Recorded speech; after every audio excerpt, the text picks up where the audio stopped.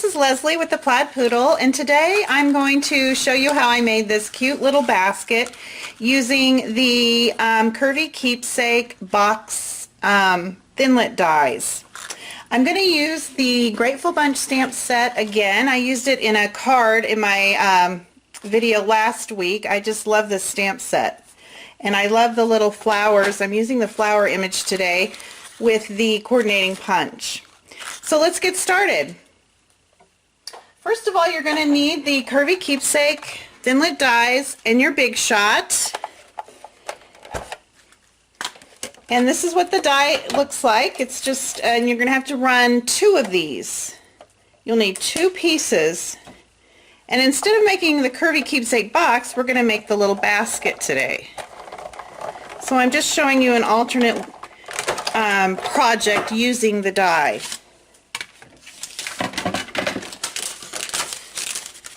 So you're going to have 2 pieces that look like this, basically. And I've already went ahead and cut those out in the Brights collection, the 12 by 12 DSP. I love this polka dot. And the die does a lot of the work for you. There's score lines. And I'm just going to crease those score lines with my bone folder. Now this is what we're going to do. This is normally how you would put your Curvy Keepsake box together. But I am going to fold just under, there's a little slot there that's what you use to close the Curvy Keepsake box, but to make the basket we don't need that. So I'm going to fold my DSP over right at the bottom of that little slot, just like that, and crease it with my bone folder so that the outside of my basket I'm going to have a nice finished edge. I'm going to do that on both sides.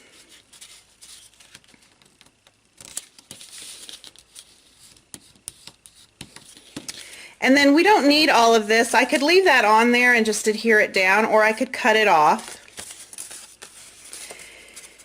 And I'm going to do the same over here, but I need to know how far to fold it down because it's a little different. This is the different side of the Curvy Keepsake box. So what I'm going to do is take this piece that I've already cut down, and I'm going to hold it on top. So it kind of gives me an idea how far I'm going to fold that over. And I'm just going to crease it a little bit.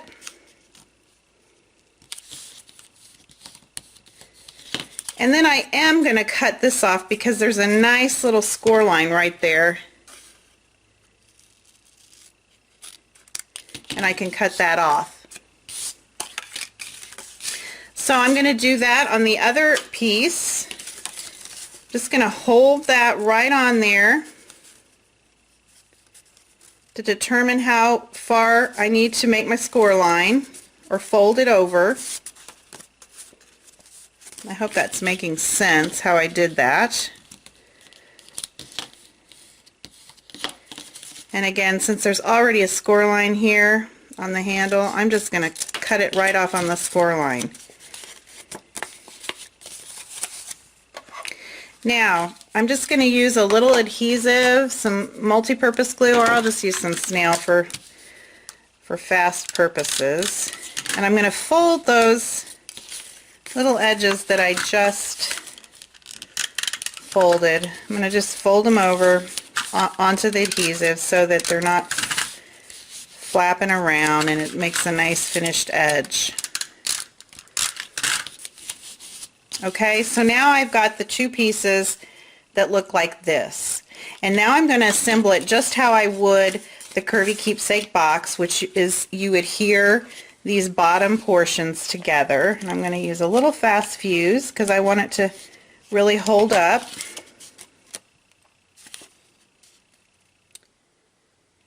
And there are score lines there that kind of show you the placement.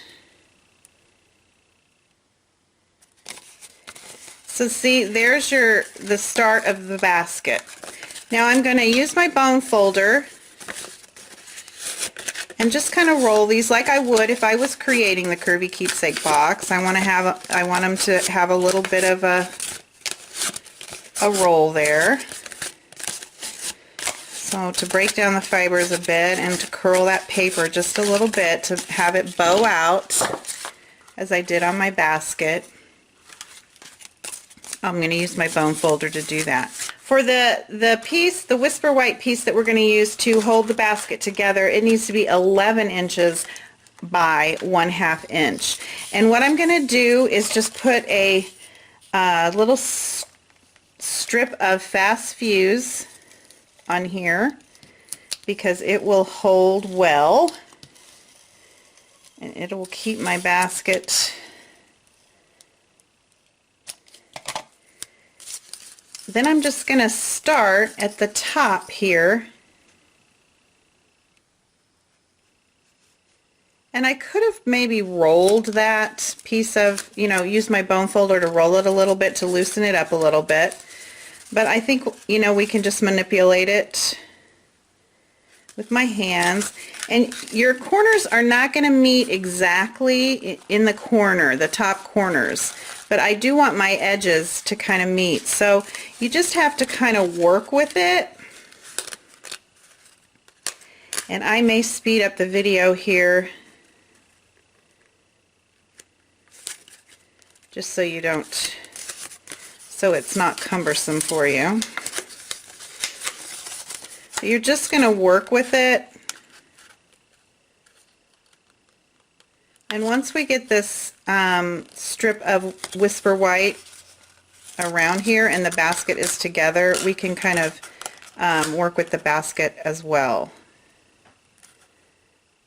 And sometimes for these purposes I like to use the multi-purpose liquid glue because it gives it a little give, and I have a little bit of a, I have a little time to work with it.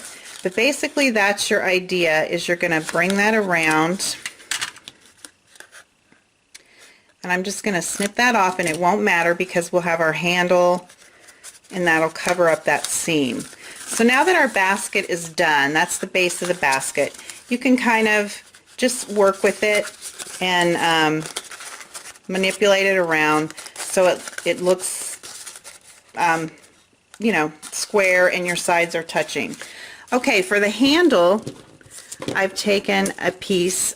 This is where I'm going to use the 7.5 inch by 7.5 by 1/2 inch piece of Whisper White. This is going to be our handle. And I wanted my handle to be a little substantial, so I took a piece of Whisper White and then I'm covering it with the Designer Series paper, another 1/2 inch by 7.5 inch piece of Whisper White, or Designer Series paper. And this is the Melon Mambo out of the Brights collection. And now I'm just going to curl the handle a little bit. And for the sake of time, I'm just going to use a glue dot to put this handle on. But again, I would use a stronger adhesive, the Fast Fuse or the multi-purpose liquid glue, the Terran tape. Depends on what you're going to put in your basket. Glue dots are fine if it's not going to be anything real heavy. Okay, so there's the little handle. Now to embellish the basket, we're just going to take a couple pieces of Whisper White cardstock. These are 3 1/4 by 2 1/2. My Melon Mambo ink. And the stamp from the Grateful Bunch stamp set.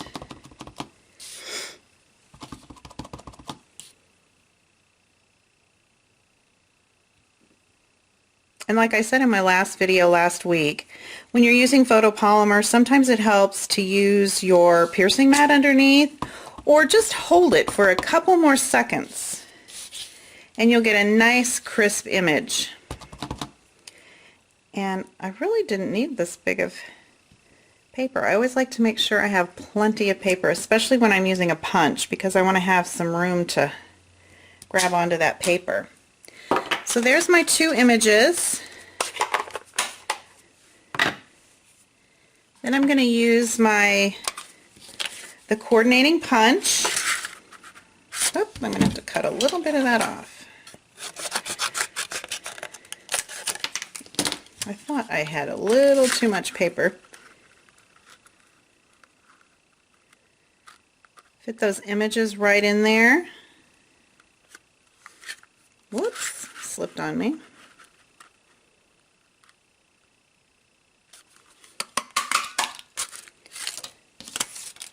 Punch them out.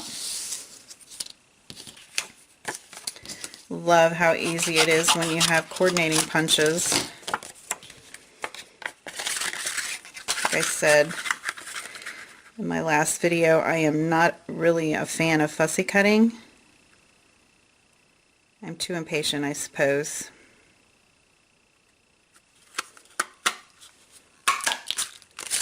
Okay. So there's my flowers, and I stuck those on with glue dots. So I just need my mini glue dots.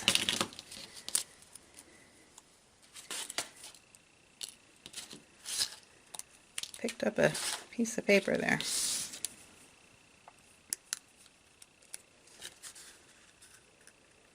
Put one in the middle.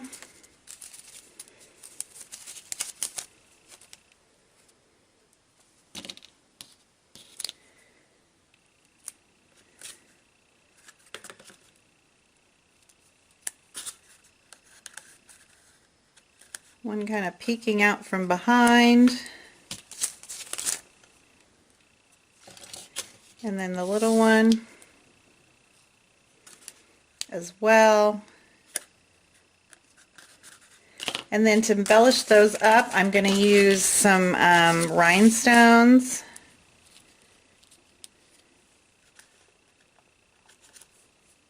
Little bling bling.